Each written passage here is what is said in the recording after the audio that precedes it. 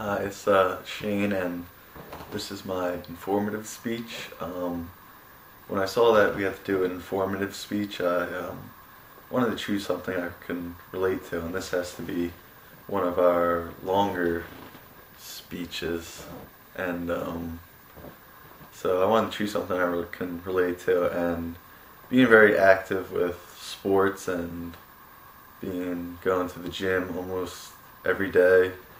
I choose steroids, steroid abuse, and athletes that use steroids. So I don't do steroids or haven't thought about doing them, but I can kind of relate to it, so that's why I chose this topic. And I don't really know much about it, so I feel it would be informative to me too as well, learning and reading about it.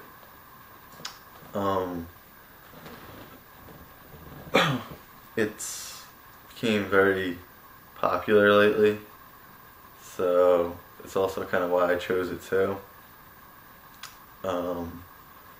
And I don't like people who cheat in sports, so I think steroid and using those performance enhancing drugs is cheating in sports, and many athletes have been caught using them, and it hasn't been good for them since. And going to the gym and stuff a lot, you could tell people who use them and stuff, and doesn't look like it's doing them any good really. So there's all different kinds of steroids that people use and how they take them. You can take them with injection by needle, a syringe, pills, or I think there's now creams that you can use that you can put on. And what a steroid is, it's a performance enhancing drug that makes you perform better, and it'll make your muscles grow faster and recover faster, and you're able to put on more weight easily by using these drugs, and they also make you look better. Steroid isn't good. It's after reading a lot of facts and statistics about it, it's looks like more of a negative outcome in the end. They destroy your liver, kidneys, a lot of like your internals basically, and it throws off your hormones and your testosterone and stuff. You become more aggressive around people and short-tempered. People call it roid rage or something.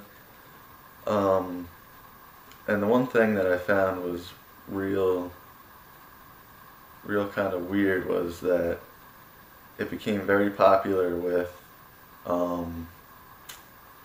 girls in middle school, which I thought was kind of absurd, because that's a really young age to be doing steroids. And also for girls, you mostly think that older men, bodybuilders or something, or professional male athletes would be the ones doing steroids.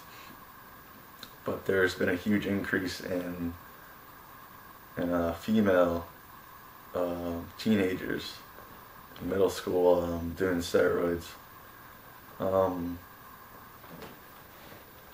What else?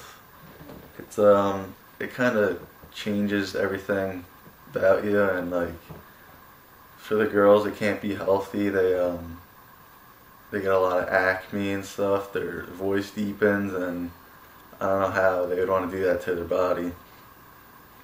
But steroids really change the game. You're able to do more, be faster, stronger, better.